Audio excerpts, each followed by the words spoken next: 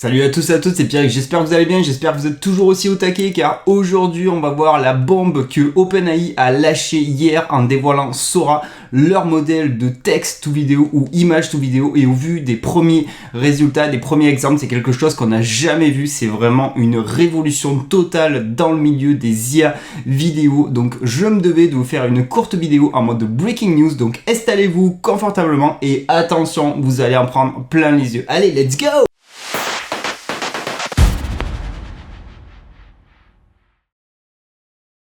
Ok, du coup nous voici sur le site internet, donc ça s'appelle Sora, ils ont vraiment lâché une bombe, c'est une énorme révolution, ça fait très longtemps que j'avais pas été autant calmé par une annonce d'IA. Franchement, je pense que la dernière fois que j'ai été autant calmé, c'est quand Midjourney a sorti la V4, où là, on avait les premiers rendus qui étaient réalistes. Bon, on avait 40 dents, on avait 7-8 doigts, mais c'était une révolution, c'était du jamais vu, ça avait cassé internet. Là, hier, ils ont largué une bombe qui aussi est en train de casser internet sur Twitter, c'est en train de s'affoler avec tous les exemples. Et quand on regarde les premiers exemples, on n'a jamais vu des rendus de ce type-là chez les concurrents. Surtout que là, à partir d'un prompt de texte to vidéo, on a une consistance, une fluidité de la vidéo jamais vue. Et en plus de ça, on pourra générer des vidéos qui dureront jusqu'à 60 secondes. C'est de la folie totale. Je ne sais pas si vous vous rendez compte de la révolution là qu'on est en train de vivre en direct. Et quand on regarde les différents exemples, c'est vraiment hallucinant les possibilités que juste à partir d'un seul prompt qui est capable de faire Sora. Et en plus de ça, avec un seul prompt, il est capable de faire plusieurs plans de caméra. Chose que vous voyez là à l'exemple directement devant vos yeux. Donc le marché du cinéma, le marché audiovisuel, le marché professionnel n'a qu'à bien se tenir. Rappelez-vous, il y a un an, quand on voyait les premiers exemples de vidéos, tout le monde se disait ouais, c'est nul, c'est claqué au sol. Mais là, un an après, là, ils mettent à l'amende tous les concurrents. Franchement, je suis vraiment curieux de voir comment les autres vont réagir face à cette situation. Mais si, quand ça sort à partir d'un prompt, on a une qualité visuelle équivalente à tous les exemples que l'on voit, là, j'ai l'impression de voir un court-métrage de Pixar, alors que la personne a juste tapé un prompt. Donc c'est là où maintenant on se dit, mais ok, il va falloir vraiment se perfectionner, lancer une bonne expertise dans l'art du prompt, parce que toutes les IA se basent sur ce principe-là, mais on pourra faire vraiment des courts-métrages, des productions professionnelles, parce que là, le rendu, il est professionnel. Et on peut même faire des prompts what the fuck, où là, c'est un milieu marin avec du papier, un rendu en papier, ça marche super bien. Et quand vous tapez, bien sûr, sur des scènes qui mettre en avant des éléments qui existent, que ce soit de la faune, de la flore, des êtres humains, bon là, c'est masterclass total. Et même les exemples qui sont un petit peu what the fuck, avec là une bataille de bateaux qui prend place dans une tasse à café, parce qu'on arrive à voir au niveau du background qu'on est dans une tasse à café, franchement, si on a vraiment ça à la sortie, moi je signe de suite. Donc on n'a pas encore trop d'infos de quand ça va sortir, de comment ça va être déployé, est-ce que ça sera inclus dans les abonnements d'OpenAI, je pense pas, ou si c'est inclus, je vois pas comment ils peuvent rester avec ce même tarif économique, ou sinon franchement je serais très étonné.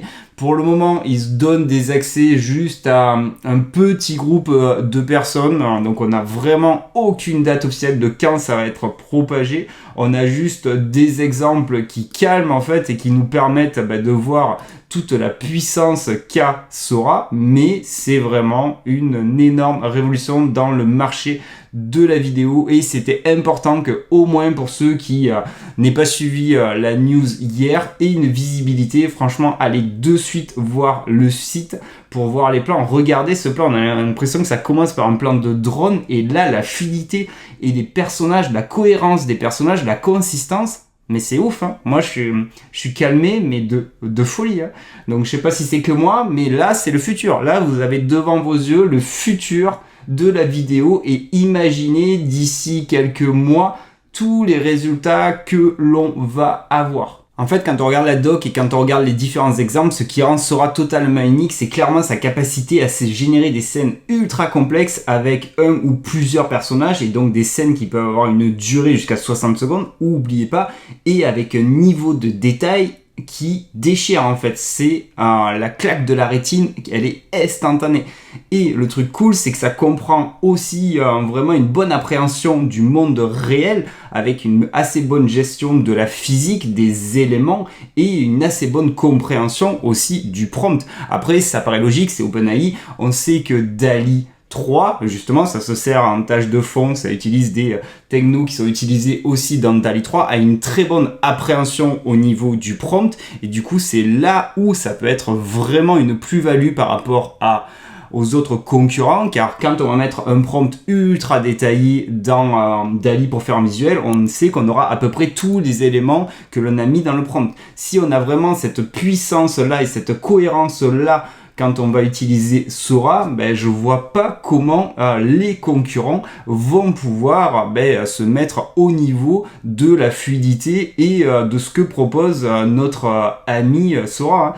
Après, quand je vois ça, je suis assez content et je me dis que peut-être aussi Adobe a un énorme coup à jouer parce qu'on l'a pas vu venir cette annonce de Sora. Donc on sait que Adobe bosse sur de l'IMG to vidéo, sur du TXT to vidéo. D'ailleurs, Sora fait de l'IMG to vidéo, mais là tous les exemples qu'ils mettent en avant, contrairement à tous les trailers que vous voyez sur internet où le process c'est toujours pareil, je vais générer une image dans Midjourney, dans Stable Diffusion, dans l'IA que vous voulez, je vais l'upscaler avec une autre IA et je vais utiliser Gen 2 ou Pika ou n'importe quelle IA qui va faire des vidéos pour faire un montage. Là, eux, ils ont fait exprès de montrer que des exemples à partir de texte vidéo et c'est totalement incroyable. Là, on verrait ça sur une télévision ou sur n'importe quel écran. Moi, j'aurais jamais dit que ce plan-là a été généré par une IA. Et quand on voit de toute façon tous les exemples qu'il montre, c'est hallucinant, toutes les possibilités. Ça va ouvrir une perspective créative où on n'aura plus aucune limite dans le marché audiovisuel. On aura juste à trouver des bons concepts d'idées et ça va devenir accessible au grand public, que ça nous plaise ou pas. Là, on est devant le fait avéré. On voit que ce que l'on faisait avant, les métiers avant audiovisuels, vont totalement être chamboulés par ces différentes technologies.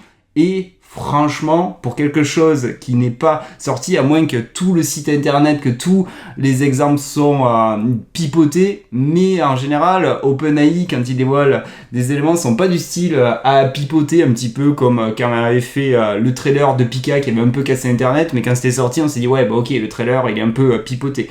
Donc là, si on a vraiment un résultat tel quel dès que ça sort, dinguerie totale. Là, on entre dans une nouvelle ère et l'ère de l'IA. Franchement, on va pouvoir vraiment se défouler totalement et faire des choses totalement extraordinaires. Bon, on peut clairement le dire, le futur de la vidéo est clairement devant nos yeux. Si vous voulez voir d'autres exemples, je vous encourage fortement à aller sur X et à, par exemple, s'abonner sur le compte de Sam Altman. Il est en train de bazarder énormément d'exemples. Il demande aussi même à la communauté, allez-y, passez-moi des prompts et je vous montrerai les résultats que peut faire Sora.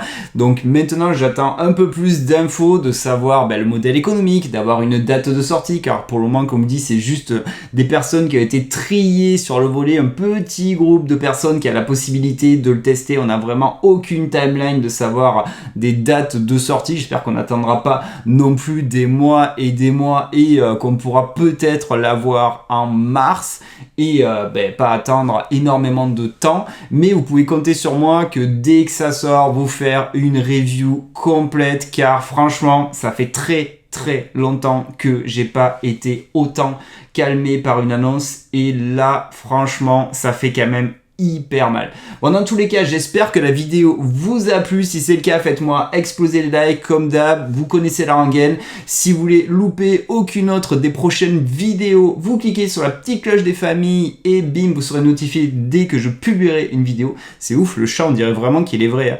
Et si vous voulez aider au développement de la chaîne, c'est tellement simple, c'est easy, le petit bouton. Vous cliquez, vous vous abonnez et ça paraît tout con, mais ça aide petit à petit à faire grandir et à monter une bonne petite communauté. Je vous ai déjà dit, je vous le dis souvent, c'est vous qui ferez que la chaîne vivra ou pas. Allez, prenez bien soin de vous et moi je vous dis à bientôt pour de nouvelles aventures. Allez, salut, ciao, ciao. Los bandoleros à vie. Los bandoleros à vie.